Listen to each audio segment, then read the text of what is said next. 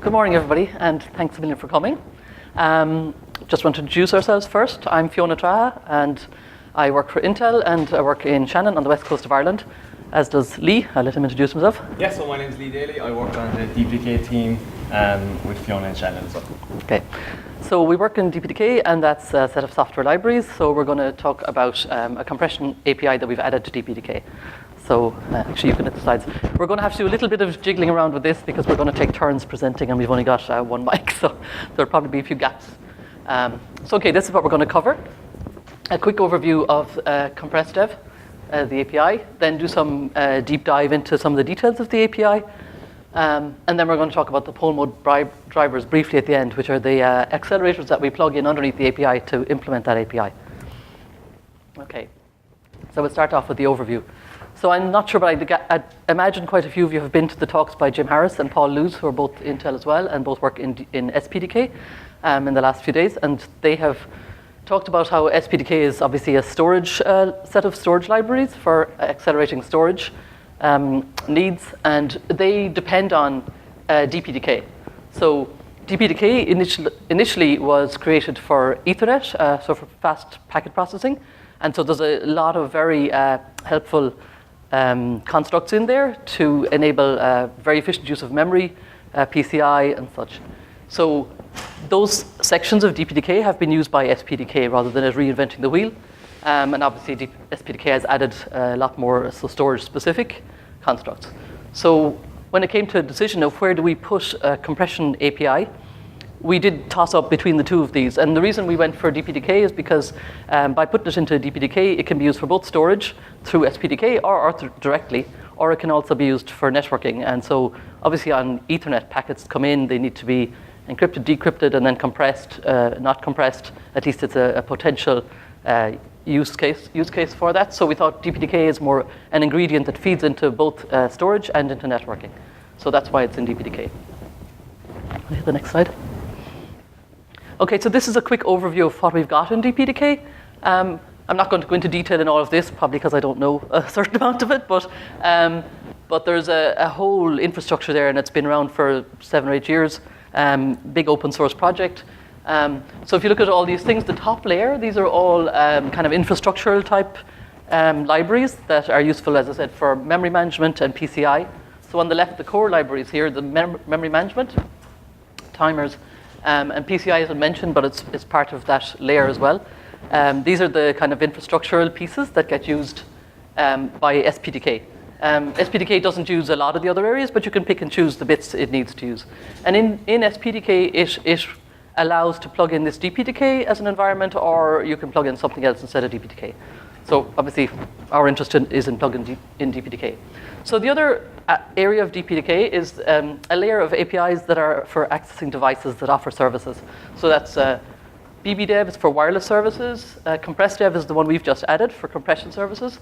Security is for IPsec, it's largely targeting, and it combines Ethernet and some inline processing for encryption. EventDev is for processing events coming up from the kernel. And CryptoDev has been there for about 3 years now and does a full suite of symmetric crypto algorithms. Asymmetric crypto has been added to it recently, is still in an experimental stage. And practically all industry hardware accelerator or software accelerator vendors are plugged in under CryptoDev, so it's got a lot of industry acceptance. And ETHDev is the big one, really. It probably should take up half of this because that's really the core part, the most important devices, I guess, where it started. So this is what we're going to talk about today, is compressdev. And we've added it within the last year, and we've plugged in some drivers underneath it. Now go on to the next one. He's going to take over. Okay, so hi everyone. Fiona spoke about the high level of DPDK and how compressdev fits into that. And I'm going to explain some of our key features of our compressdev API. So first off, we have an asynchronous burst API. So that's when we enqueue our compression operations to the device, that's asynchronous. And we do it in bursts because most things done in DPDK are done in bursts. We amortize that cost. And then we have chained mbuffs. So within DPDK, we pass data around in an mbuff. But because DPDK was generally used for networking, it had a limit of 64K, roughly 64K. But then for compression or for crypto, that may not be enough. So what we can do is we can chain mbuffs together to get more data than 64K. Then our compression algorithms that you can get within compressdev are Deflate and LZS, the usual algorithms, the de facto. Our compression levels, so we can go from really fast to get the best ratio, and that seems to be the standards of what you want to get. Do you want your throughput to be very good, or do you want your compression ratio to be very good? Or you can find that sweet spot in between, because the levels go between 1 and 9. And the PMDs that we have in DPDK, they can map between those levels to whatever the PMD has. And then we have some checksums and hash generation, just for data integrity. And now I'll show a flow of where compressdev would fit in an application. So let's say here that you have a compression application. That just means that you're utilizing the compressdev APIs. And we can see here in the DPDK bubble, if you look at our framework, our APIs can be divided into 5 different sections. So we have our device management.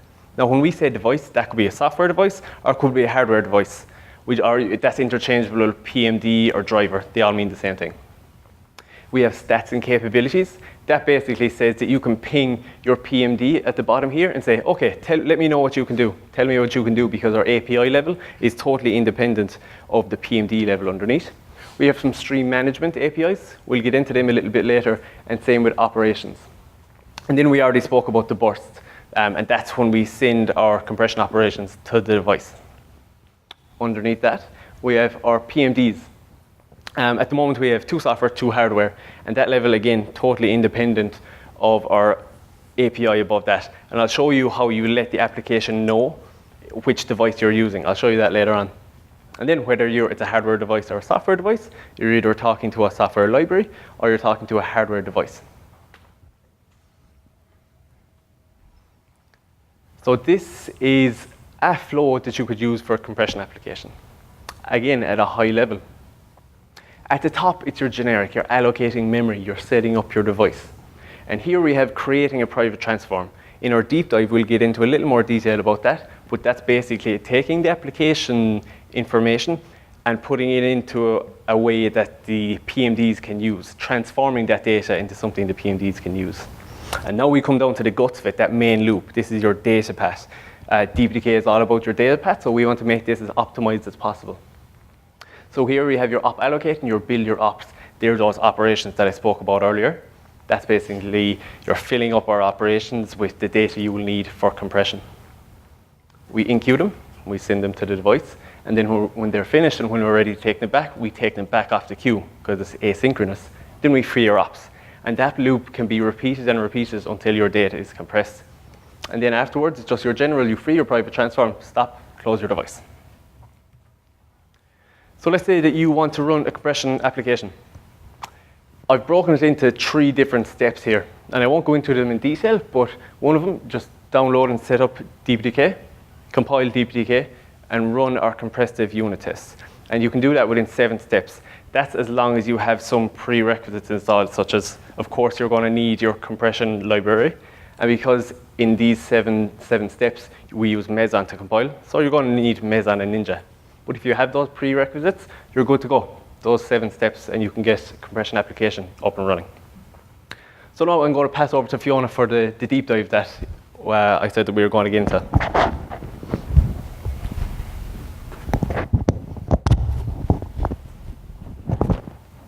Okay, thanks, Lee. The next one there. Okay, so first we're going to talk about the main structure that we have on the data path. That's an operation, RT comp op. And that operation has a bunch of parameters in it. And I'll go into them a little bit in a minute, but just to take initially the operation, you would create an operation. And you would create many operations. You could send one down, obviously, but you're going to get more efficiency if you have more than one. So you can create a bunch of operations. We call a burst. You're going to call the enqueue API on the API, that goes to the driver that you've designated. And the driver then will pass that on to the compression engine, hardware or software, whichever it is. And then when you call the dequeue, the pull mode driver will go to the compression engine and pull back out the data already processed and pass it back up to the application. So what's inside in the comp op? I guess this bottom line is kind of important, that it contains both input and output parameters. So our operation is the way we pass down the data and the way we bring the data back up as well from the driver. So what we've got inside in the operation, we've got this transform and stream. We have a few slides on that to explain what it is in a minute. Source buffer and flush flag to tell you whether or not to flush out all the data and put a bfinal flag at the end or not in the deflate algorithm. We have pointers to destination buffer, a checksum buffer, a hash buffer, and they will be filled in or not filled in depending on what transform you've selected. So you can ask whether or not to produce a checksum, you can ask whether or not to produce a hash. You can just do raw deflate without producing either of those things. And we've got the number of bytes consumed and produced. So compression is different from crypto, and it might be stating the obvious, but in compression you're going to start with a specific size data, and you're going to end with an unknown size of data. So produced is the amount of bytes that you've actually produced, and consumed is going to be the amount of data that you've read in the case where you couldn't compress all of the input operation because your destination buffer wasn't big enough. And in that case, you've got an overflow. And so the status flag is going to be a response from the driver to say whether it was successful or if there was an error or an overflow. An overflow isn't necessarily an error case, but it's providing you information. Okay, so that's our operation. Okay, so we wanted to talk a little bit about stateless and stateful terminology because they're used and they can be a little bit confusing. So, and we've actually spent a good bit of time exploring this with other industry partners to come up with a definition, well, not this definition, but an understanding of what we mean by stateless and stateful. And the API kind of acknowledges those two types of, those two modes. So for stateless, you're talking about taking a chunk of data, compressing it down to some smaller size by passing through your compression engine. And later when you want to decompress, again, it'll be created exactly what you put in. So you get the same chunk back with the size that you wanted. If you have a burst of 3 different chunks of data and you're passing them all down in 3 different operations, but a burst of 3 operations, then each chunk is completely independent in stateless. So if you take chunk 2 and it gets compressed and it gets decompressed later, you could decompress chunk 2 based completely on this data with no reference whatsoever to the data either side of it. So operations are completely independent and the data within those operations are completely independent. Okay, so for stateful, there's a relationship between the data in one operation and the data in the next operation. So you're taking your chunk of data, you're compressing it. Your second chunk of data in your next operation, if these are statelessly connected together, then the data set, the overall data set is connected. But chunk 2, when you compress it, you're going to depend on some information that you've gathered in your first compression. So there's history and there's state that's maintained from one operation to the next operation. And that operation is maintained in a stream. So a key part of this is, right, you can get better compression ratio, but you are going to have to sequence your operations. So it can obviously be harder to get good throughput if you do stateful. So each one depends on the other. And again, when you want to decompress, if you want to decompress 3, you can't decompress it in isolation. You have to decompress 1 first, get this out, and then find the history information, and then decompress the next one and the next one in sequence. So you have to complete one before the next one. Now that doesn't mean you can't send a burst of stateful operations down. Typically you probably wouldn't, you might just send 1 in each burst. If you send a burst down, they would all have to be from different, with different transforms, so from different streams. So you could have multiple different streams, but each stream can only have 1 operation in flight at a time.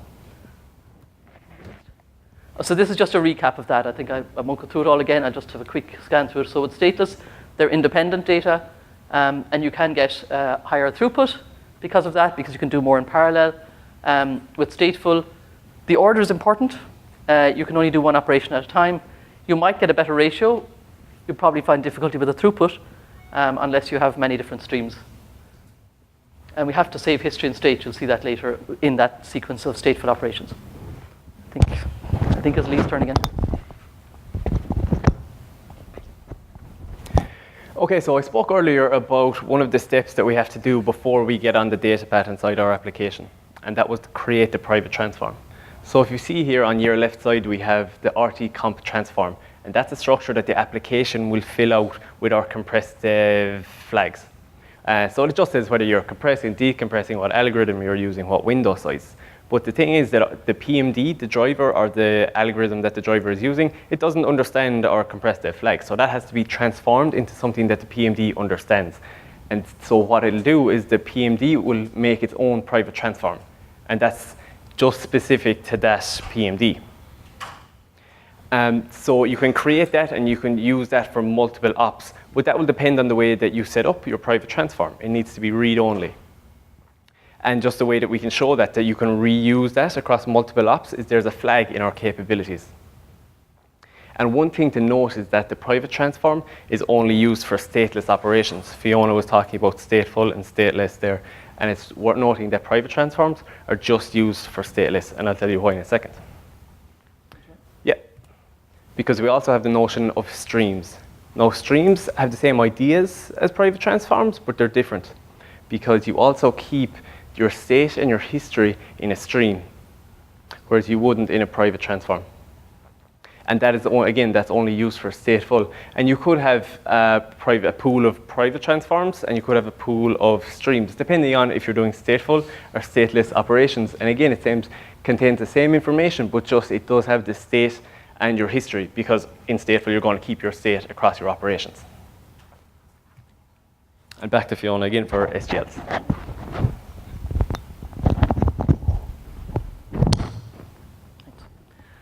Okay, SGLs, I'm sure everybody's probably familiar with the concept of SGLs, and they're chained buffers. It's just when you talk about stateful, sometimes I know I did at the start, every time I looked at this, I said, stateless, stateful, is stateful the same as SGLs? But it's not, that's different, right? And the reason is that stateless and stateful are referring to the relationship between the data from one operation to the next operation. SGLs are about the data buffers within an operation. So for an SGL, they're chained data buffers within one operation. And you can use SGLs in either stateless or stateful. I've got a diagram which will hopefully make this clearer. Okay, so if you remember our chunks we had before that we're sending down to an operation, this is where SGLs come in, is if that chunk has been passed down instead of in one big buffer, if it's been passed down in a chain set of smaller buffers, then that's an SGL. But the SGL is within that operation. And if you take an SGL and you pass it down and you want to compress it, the output set of buffers doesn't have to be, if you have 4 input buffers, that doesn't mean you have 4 output buffers. So when you compress it here, it depends on the size of the destination buffers you passed in, how many they'll fill up.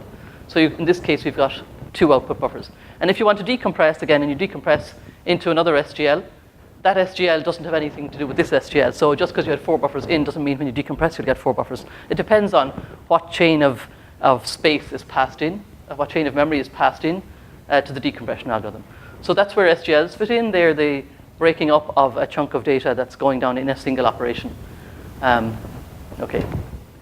So capabilities. Yeah, we wanted to touch on capabilities a bit because a key aspect if you're doing a generic API and if you're plugging in different accelerators underneath it is that the application shouldn't have to write code that says, well, if I'm running against the QuickAssist API, I'm going to do this, and if I'm running against the zlib PMD, I'll do a different thing. So we want the application to be completely generic and call it generic API. So it has to, and every PMD underneath that API doesn't necessarily implement all the same capabilities. They have different capabilities. So we expose these capabilities. You can query through the API what the capabilities of a PMD are, and it'll return whether or not there's 2 different types of flags. So one is all to do with the service itself, so compression. Can I do stateful or just stateless? Can you create a checksum? There's different types of checksums. Is your private transform shareable or not? Can you do Huffman dynamic or Huffman static or both? So these are all things to do with the compression service, and you can query them, and not every PMD will implement every one, but your code should read the capabilities and decide based on that rather than deciding based on the PMD name. And then the second type of capabilities aren't specific to compression, so we thought it was useful to separate out these sets of flags. And so there are things like, is it hardware accelerated or not? Does it have certain CPU capabilities like AVX? And there's probably a few more in there. And the third one is the window size, and that just didn't fit as a bit, so that's a separate field because it's a range field. So these are the capabilities. Okay, I think that's it. Back to Lee to talk about OMO drivers. Okay, so we spoke a lot about our API. Now let's give a look at the PMDs underneath. We had a quick look at it earlier on. So like I said, we have 2 software PMDs, and we call them virtual devices, as everything is virtual device, or everything is device in DPDK. And then we have 2 hardware. So we have the ISA-L PMD, which is basically a wrapper around the ISA-L library, the Intelligent Storage Acceleration library. And it's the same for the zlib PMD. That's just a wrapper around the zlib library. And then we look at QIT. So the QAT PMD utilizes the QuickAssist family of hardware, and the Octeon TX is the same. That utilizes the Cavium's own SoC hardware, the Octeon TX. Now, it's worth noting that this whole project of compressdev, that was a joint venture across Intel, Cavium, and NXP. And it's worth also noting that anyone that wants to get involved, you can create your own PMD to use if you have a library that's using Deflate or LZS. So this, because everything in DPDK is open source. Now, let's give a look at ICL. So, like I said, the ICL PMD is a wrapper for the library. And if we look at a lot of the features that we have here, they're features of the ICL library. So it uses Deflate compression. It does Adler and CRC32. It's stateless at the moment. If there was a use case for stateful, we could do that. Now our levels, I said that the levels that the PMD will have, they can map into the compressdev API levels. So there's three dynamic levels in ICL. So we have our quickest, and then we have the best ratio. And then because it's optimized for Intel, our level 3 gets the best ratio because that's optimized to use AVX512 and AVX2. We have a shareable private transform. So our private transform can be used across operations, the same one. That's because it's read-only. We didn't put anything in there so that the PMD or the library writes to it. It's all read-only. Of course, we can use single and chain mbuffs. It's a virtual device, like I mentioned, and I'll show you how to initialize that virtual device in the next slide. And it uses fixed and dynamic Huffman. So earlier on, I gave you 7 steps about how to set up DPDK. And some of these, this fits into those 7 steps. So I said that you needed to install your compression library. That's step 1, install the ICL library. There's a lot of documentation in DPDK. So if you just look up DPDK documentation, you can see how to install it. And then we have to compile DPDK. Now you can do that with make or meson. And then step 3, which correlates to the second last step in our other slide, that shows you how to, shows you how to initialize the driver. Because it's a virtual device, with QAT, you would give it the PCI address to say, okay, I want to use the device that's on this PCI address. And because this is in software, you just give it the name. You say, okay, it's a virtual device, there is no hardware there, and it's this one, it's the compressed ICL.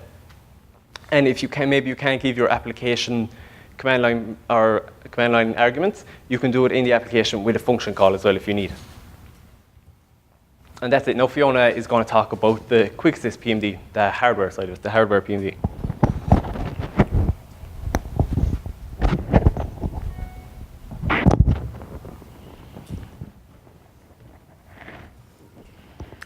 Okay, so the QuickAssist pull mode driver, so the QuickAssist comes from a family of accelerators. It's into about the 3rd or 4th generation even at the moment. And it does both encryption, crypto services and compression services.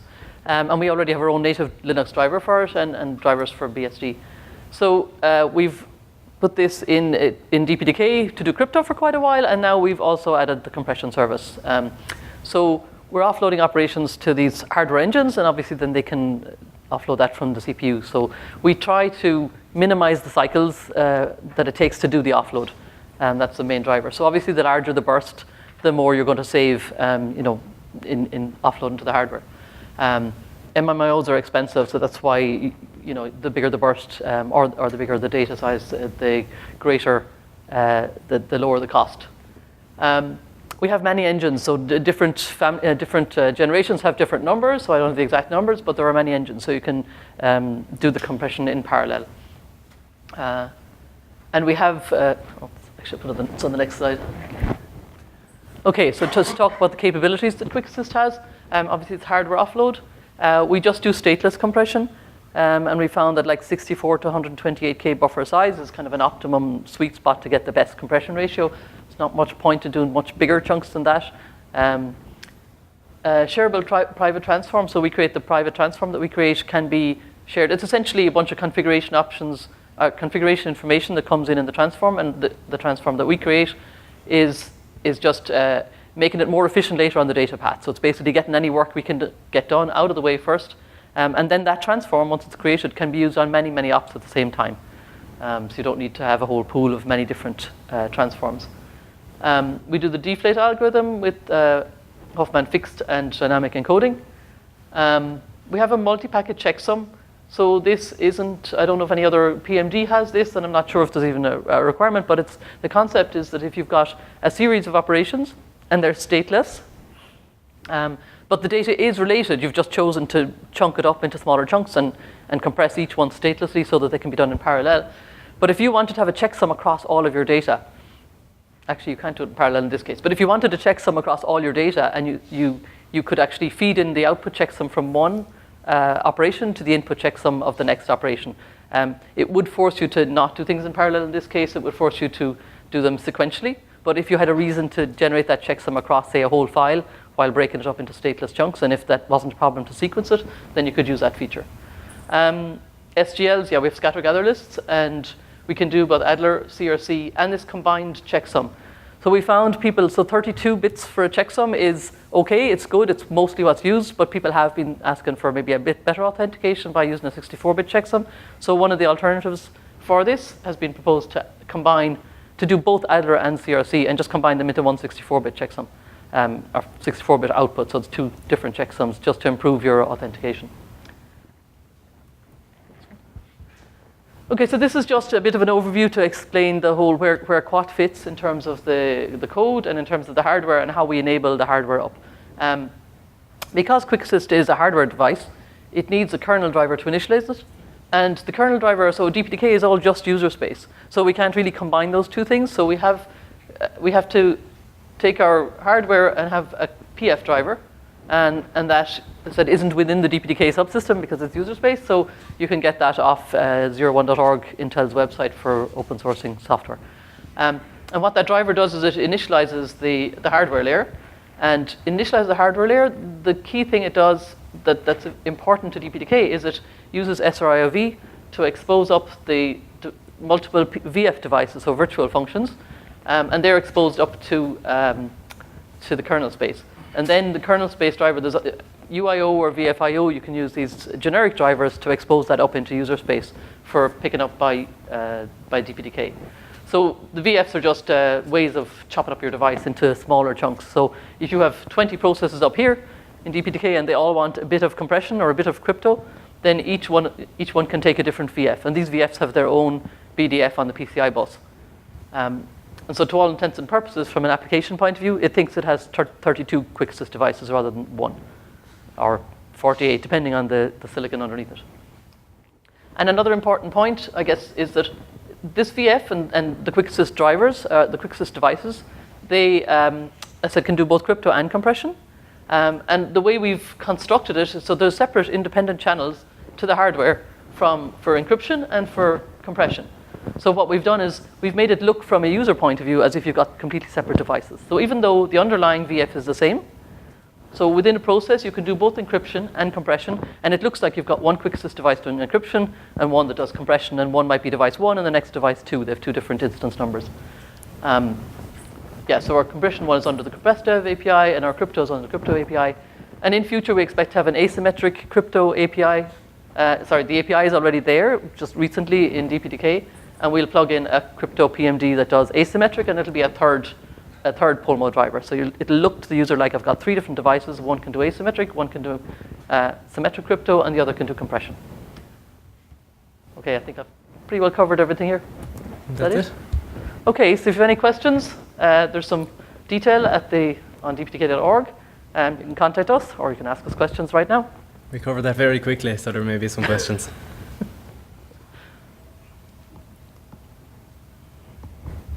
I'm assuming this can be used over the fabric, right? If I'm using NVMe OF. Sure.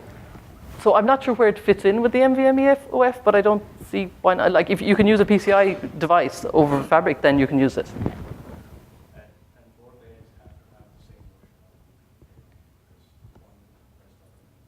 version. Oh yeah. No, sorry, they wouldn't have to have the same version. So it would be backwardly compatible. I mean, that API will be backwardly compatible. So if you have different versions of DPDK, or even different versions of the underlying driver, as long as they expose the correct capabilities, as long as one of them didn't not. So deflate is the algorithm. But sorry, assuming you're using the same algorithm, so if you used LZS, for example, on one, and then on the other platform you didn't have any PMD that did LZS, then you would have a problem. But if you have, if you had a QuickAssist on one platform, and you compressed with QuickAssist for Deflate, and then you send it over to a different platform, and that doesn't have QuickAssist on it, but it has the ISL PMD, that can still decompress to Deflate. So, the compression algorithm itself is common, should be compressible or decompressible by anyone who exposes that capability. And one other question is, I saw that you were doing multi-packet checksum and also Yeah. accelerator checksum. Yes. Does it do two-time checksum, or is it one or the other? So the multi-packet, so it does. You can get on every operation, you'll get an Adler checksum returned if you specify that you want an Adler checksum. Then if you want a multi-packet checksum, you'll feed that back in again. So it's across multiple operations, and you take the output from one, you feed it into the next one. But you would have to feed in the same one. Obviously you'd have to do Adler on every one. But that's going to be easy to do because your transform that you created is where you specify whether you're doing Adler or CRC. So you don't specify that on a per operation basis. You specify it in the transform. So it's kind of an initialization step essentially. So what's in the transform is all the stuff that isn't going to change over a sequence of operations. Go for it. So you had a slide early on about, about which algorithms in each category you covered. Is that a fixed list, or those are expandable? They're expandable. So at the moment we have two algorithms. We have the Deflate algorithm and the LZS algorithm. And I think out of the all four PMDs do the Deflate algorithm. I think only one does. I think the Cavium one does LZS, but QuickAssist doesn't. And the software ones don't yet. Yeah, just Deflate. Yeah. And possibly they could. I don't know if it has Deflate. No, it doesn't okay. anyway. But if somebody had another algorithm and they had another engine and they wanted to expose it, they just extend that enum. So as long as it's back, it's quite extendable. I'm thinking of rsync.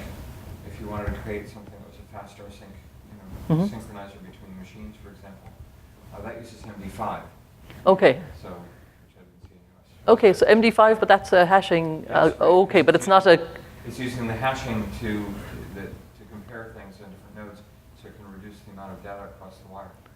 Okay, but it's not compression, right? It's just hashing. You can't recreate the data from that. So it's a hash. Yeah. But you had a set of hashes. We have a set of hashes, and you could extend the hashes by that. But if you just want to do hashing, we already have MD5 on the crypto as well. So you could use the crypto API to do that if you had a crypto driver that would do the same thing. Or you could extend this to do it. Either would work. So I guess typically where we've got hashing in here and the SHAs in here, they're intended to be used probably in conjunction with compression, that you're compressing something and you're generating a hash on the data that you're compressing. Any other questions?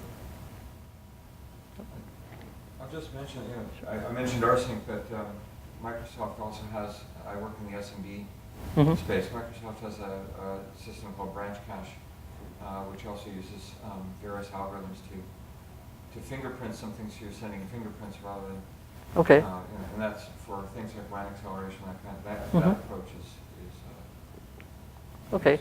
very common now. Yeah. Really? Okay. So that fingerprint is it similar to a checksum, or is it or is it a digital signature? The original peer disk used SHA-2, and the next revision of that left it to the user to decide how they wanted to implement it. Okay. So, and there's no reason why that couldn't be extended to do this. And actually, so the DPDK does run on Windows, and has there's recently this. I don't think I've got the link in here, but there is a link, explaining that it's up and running on Windows now. So if you can plug in on a Windows system, you can get this. Sorry, on Windows. When I say on Windows, it's on Azure as well. Azure, that's that's on Linux. Yeah, that's a whole different thing. I think there's also native Windows, but I'm not sure how. There is this in development at the moment. I don't know if it's fully. It's not. It's not the DPDK branch. Okay. Idea just being how can you leverage all this to get more speed out of something. Yeah. Yeah, definitely worth looking into. You had a question back there? Yeah, so just wondering, you're doing these streams of data in and out of the accelerator card, and you're doing, say, CRCs along the way if you're compressing or something like that. Is there a way to streamline that so that you can get a CRC per chunk as you go, and then maybe a periodic roll-up CRC that covers all of those chunks, or is that something that has to be separate operations? So for this, if it's running CRC. yeah, so you're exactly. So when you're talking about stateful, you're going to get partial CRC as you go each way. So I think, and I'm not so much of an expert in stateful because we haven't implemented it yet in Quat, but if you set your flag to be flush final, so at flush final you're going to get your final CRC and you're going to get your final data. If you do flush full, I'm not sure does that give you, it doesn't give you the be final bit, but it might give you a complete CRC and allow you to continue on with the stream. It's worth looking at the details of the flush flag to see and look at how that works. But I think that should be a way. It should be able to use the flush flags to flush it out. Now it may terminate the stream if you do the flush final, so I'm not sure if that's what you need. All right, thanks a million. Thank you.